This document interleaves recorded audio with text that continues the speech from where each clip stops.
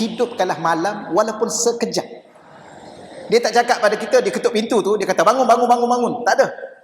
Dia ketuk pintu, kumilai walau raka'ah. Dia ketuk pintu yang satu lagi, kumilai walau raka'ah. Apa makna kumilai walau raka'ah? Bangunlah malam walaupun satu raka'ah.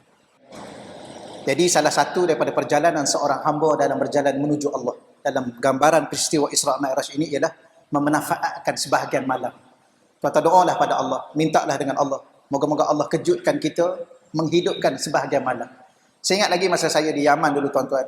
Dulu di Yaman dulu, wajib qiyamul lail. Pukul 3 pagi, pelajar-pelajar duduk dalam saf.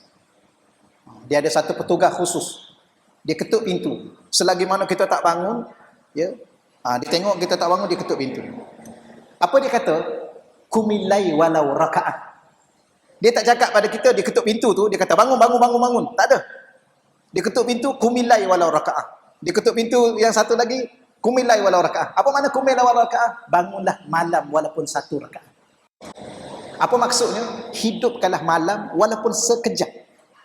Tuan-tuan bangun malam, contohnya subuh berapa sekarang tuan-tuan? 6 berapa dah sekarang ni? Kita 6.10, 6.14. Kita bangun pukul 6. Ya, kita sempat ambil wudu, kita solat 2 rakaat. Paling-paling 1 rakaat witir. Kumilai walau rakaat. Hiduplah malam kamu dengan 1 rakaat. Pada walau tempoh masa 5 minit, 2 minit, sempatlah tuan-tuan sekalian. Tapi jangan terlepas. Itulah perjalanan yang teragung untuk membawa diri kita kepada Tuhan yang Maha Agung.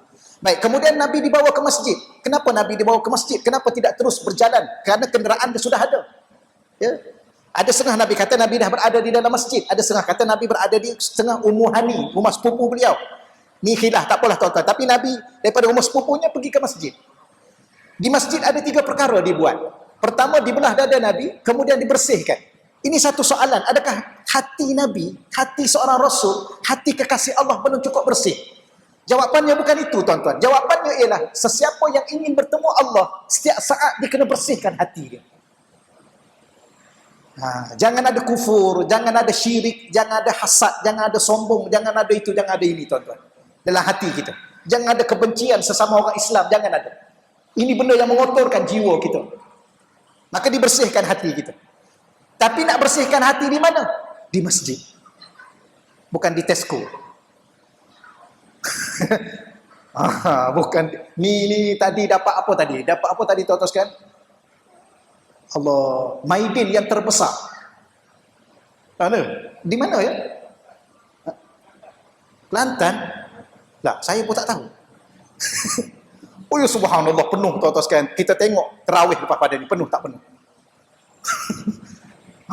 Tapi tak apalah tuan-tuan. Tak apalah yang terbesar. Tapi nak bagi tahunya ialah boleh pergi ke Maidin, boleh pergi ke Giant, boleh pergi ke Tesco, boleh pergi, tapi di situ dia tak bersih hati kita tuan-tuan. Tapi boleh pergi, pergi beli balik jelah. Tapi ke mana nak kena pergi? Ke masjid.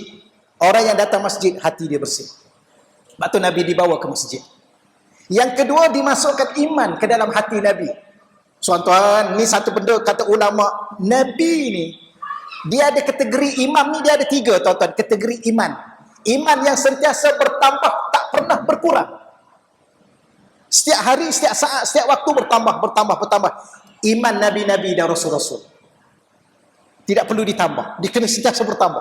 Yang kedua, iman yang tidak bertambah dan tidak berkurang.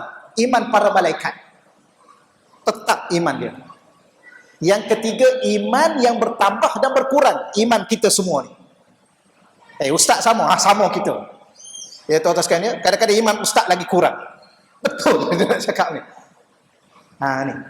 Kenapa ditambah iman Nabi? Nak bagi tahu bahawa dalam perjalanan menuju Allah, iman adalah benda yang paling penting.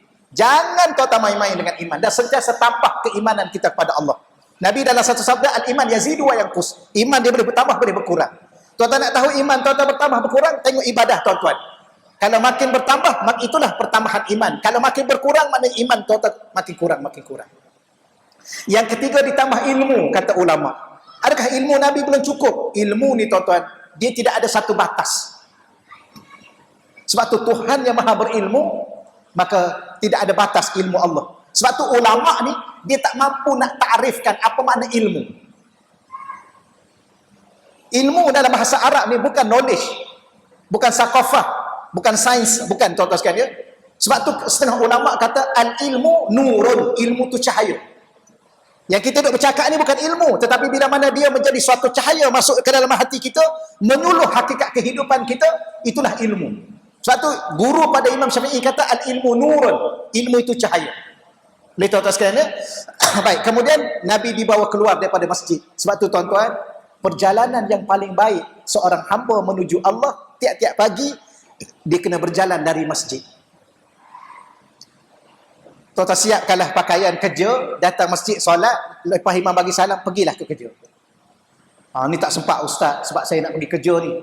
Ya, tapi kalau tuan-tuan ada setengah tu dia kerja, dia solat tengah-tengah jalan, surau tengah-tengah jalan, itu pun baik tuan-tuan. Keluar pukul 6 sampai ke mana-mana tempat surau mana, berhenti sekejap solat, pergi tuan-tuan. Tidak ada sebuah perjalanan yang teragung, yang terbaik ialah perjalanan dari Allah. Sebab tu tuan-tuan ya, kalau mak ayah tuan-tuan pesan, ayah ni kalau meninggal, alat simpan ayah daripada rumah ajalah, kemudian bawa ke kubur. Tuan-tuan kena bincang dengan mak ayah tuan-tuan. Ayah, kalau boleh saya nak bawa ayah ke masjid. Saya nak sembahyangkan ayah di masjid. Saya nak bawa ayah daripada masjid ke alam barzah, ke kubur. Bukan ke alam barzah, salah faham ni tuan-tuan. Ni kita pergi sekali lah ke alam barzah. Saya nak bawa ayah daripada masjid. Jangan bawa ayah kita atau pesan pada diri kita kepada anak kita, kalau ayah meninggal, mak meninggal, tolong bincanglah dengan Pak Imam dan sebagainya, bawa ke rumah Allah, daripada rumah Allah inilah baru bawa ke kubur. Inilah perjalanan menuju Allah.